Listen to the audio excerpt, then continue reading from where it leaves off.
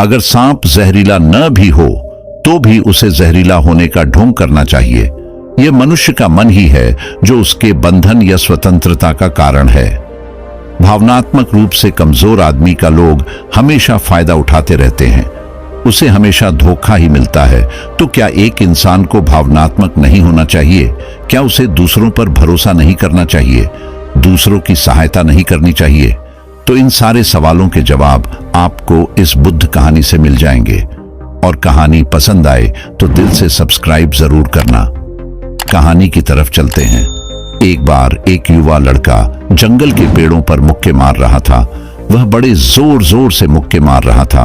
वह अपने मन का गुस्सा निकालने की कोशिश कर रहा था। शायद उसको किसी ने धोखा दिया था या फिर उसके साथ बहुत बुरा हुआ था, जिससे वह बहुत ज्यादा परेशान था। उसे कहीं भी शांति नहीं मिल रही थी। वह लगातार उस पेड़ पर मुक्का मार रहा था, जिससे उसकी उंगलियां लहूलुहान हो चुकी थीं। उसी जंगल में एक शीतल पानी का झरना था।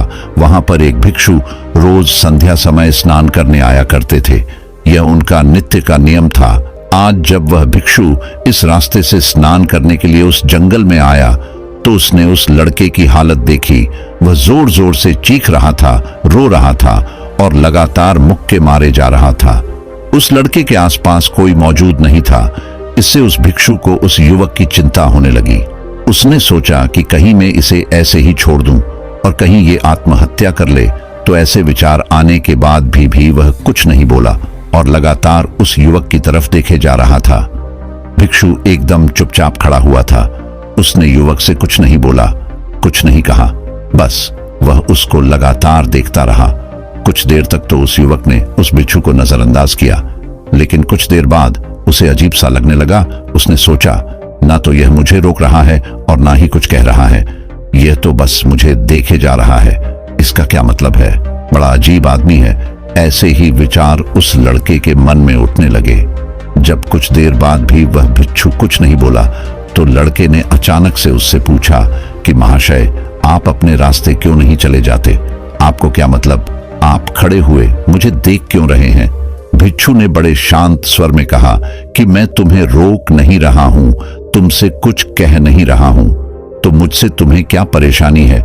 मेरी ही तरह यह पेड़ पौधे, यह पक्षी, ये सब तुम्हें तो देख ही रहे हैं। जब इनसे तुम्हें कोई परेशानी नहीं है तो मुझसे क्यों परेशानी है? ये सुनकर लड़का जोर से चीख कर बोला, मुझे सबसे परेशानी है। मैं सबसे नफरत करता हूं। यहाँ पर सब धोखेबाज गद्दार होते हैं, कोई किसी का नहीं होता इस दुनिया में। और इस तरह बोलते बोलते वह फूट फूट कर रोने लगा और रोए जा रहा था और भिक्षु उसे देखे जा रहा था। वो उसे चुप करने की कोशिश भी नहीं कर रहा था।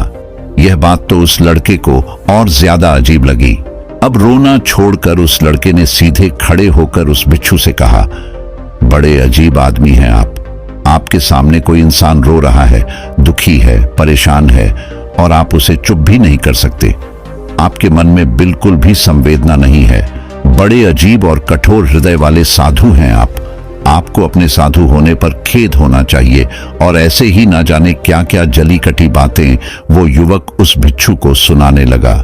कुछ देर बाद जब युवक की सारी भड़ास निकल चुकी थी तब भिक्षु ने बड़े ही शांत स्वर में कहा कि आज मैं तुम्हें कंधा दे सकता हूं, तुम्हारे आंसू पोंछ सकता हूं, लेकिन इससे तुम्हारी समस्या का समाधान नहीं होगा।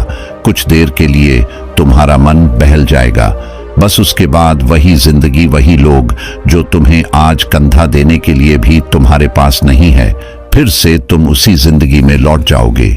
कोई तुम्हें धोखा देगा, कोई तुम्हारा फायदा उठाएगा और तुम अपने मन को ऐसे ही तकलीफ पहुंचाते रहोगे।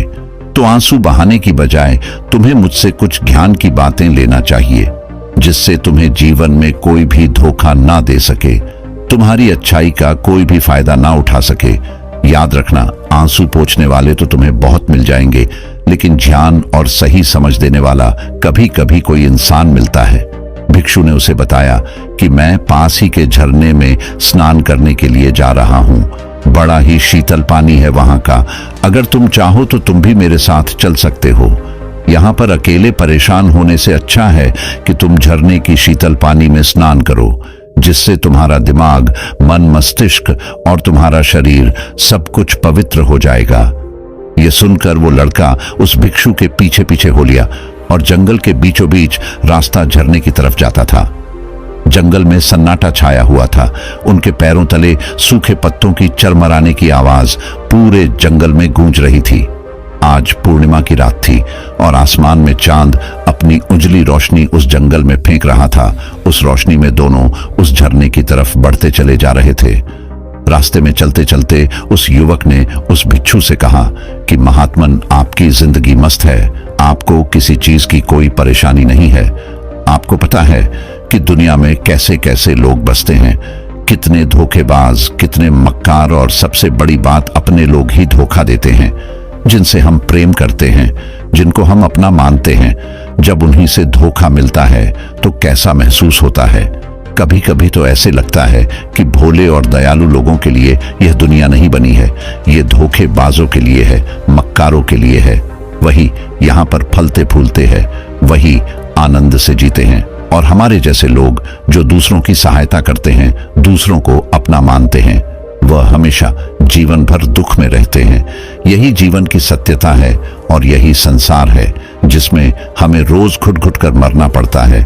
आपने सही किया, ऐसे जिंदगी को त्याग दिया, पीछे छोड़ दिया। अब बस अपने में मस्त, किसी से कोई परेशानी नहीं है, किसी की कोई चिंता नहीं है। मैं भी सोचता हूं कि मैं भी संन्यास ले लूं, छोड़ दूं इस दुनिया को।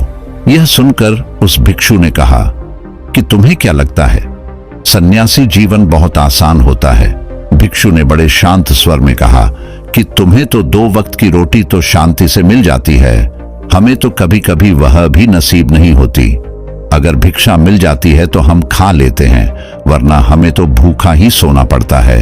यही सन्यासी जीवन है, हमें हमेशा नीचे सोना पड़ता है, सिर्फ एक लंगोट में रहना पड़ता है, चाहे कैसा भी मौसम क्यों ना हो। तो यह सब तुम्हें आसान लगता है तो तुम भी सन्यासी बन जाओ। युवक ने कहा कि आप कहते तो ठीक ही हैं, संघर्ष तो दोनों तरफ है, सांसारिक जीवन में भी और सन्यासी जीवन में भी। वैसे सांसारिक जीवन भी अच्छा है, लेकिन तब तक जब तक घर परिवार में सुख शांति बनी रहे, धोखा ना मिले, हमारे लोग हमारा फायदा ना उठाएं, हमसे झूठ ना बोले, हमें धोखा ना दे, तब तो जीवन जीने का आनंद होता है, वरना तो जीवन नर्क हो जाता है। भिक्षु ने कहा, देखो, सन्यास अपने मन से लिया जाता है। जब हमारा मन कहता है कि हमें सन्यास के मार्ग पर सफलता हासिल करनी है, आगे बढ़ना है, तो ही सन्यासी जीवन सफल हो पाता है। लेकिन तुम अपने घर से परेशान होकर, दूसरे लोगों से परेशान होकर सन्यासी बनना चाहते हो, तो तुम्हारा सन्यासी जीवन भी कभी सफल नहीं होगा। इससे अच्छा तो तुम सांसारिक जीवन में अगर कुछ तरीके, कुछ नियम अपनाओ, तो दूसरे लोग तुम्हें धोखा नहीं दे पाएंगे। सबसे पहले तो यह समझो कि धोखा उन्हें ही मिलता है जो भावनात्मक रूप से कमजोर होते हैं, जिनका दिल जल्दी पिघल जाता है, जो दूसरों को दुख में नहीं देख पाते। ऐसे लोगों के साथ धोखे होने की संभावना ज्यादा होती है, क्योंकि कोई भी आदमी अपनी परेशानी बताकर, अपने को दुख में बताकर तुम्हारा फायदा उठा सकता है। क्या पता वह झूठ बोल रहा हो, वह दुखी होने का अभिनय कर रहा हो, लेकिन आपको तो सच ही लगेगा और उसके बाद कुछ समय बाद आपको पता चलता है कि आपके साथ धोखा हो गया। उसके बाद आपका मन अंदर से टूट जाता है। इसीलिए सबसे पहले बात ध्यान रखना कि किसी भी व्यक्ति को यह एहसास मत होने दो कि तुम भावनात्मक रूप से कमजोर हो, अंदर से तुम्हारा दिल नर्म है। अगर उन्हें यह कमजोरी आपकी पता चल गई तो वह कोई ना कोई जाल रचकर आपका फायदा उठाने की जरूर कोशिश करेंगे। चाहे आप अंदर से संवेदनशील हो, दूसरों की मदद करने वाले हो, लेकिन किसी को एहसास मत होने दो, ऊपर से कठोर बने रहो। जब लोगों को लगेगा कि इससे कुछ बोलने का फायदा ही नहीं है, ये आदमी कठोर है नहीं, पिघलेगा, तो खुद ब खुद वो लोग जो झूठे हैं, जो मक्कार हैं, वो आपके पास आएंगे ही नहीं, वो उन्हें चुनेंगे जो उनके आसान शिकार होंगे। दूसरी बात समझने की ये होती है कि हम बहुत जल्दी दूसरों पर विश्वास कर लेते हैं और हमारी जल्दी विश्वास करने की आदत ही हमें हानि पहुंचाती है। 2 दिन तुम्हें किसी से मिले हुए नहीं होते हैं और तुम एक दूसरे के हो जाते हो। एक दूसरे पर पूरा भरोसा करने लग जाते हो और यह भरोसा तीसरे दिन टूट भी जाता है और फिर तुम्हें धोखा मिलता है और फिर तुम परेशान होते हो। इसीलिए समय दो। किसी भी चीज को, किसी भी रिश्ते को आगे बढ़ाने के लिए समय की जरूरत होती है।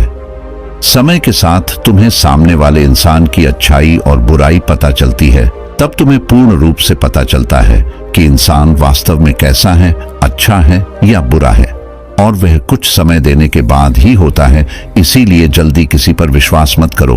अगला तरीका समझने के लिए तुम्हें ऐसे लोगों को समझना होगा जो दूसरों की चापलूसी करते रहते हैं।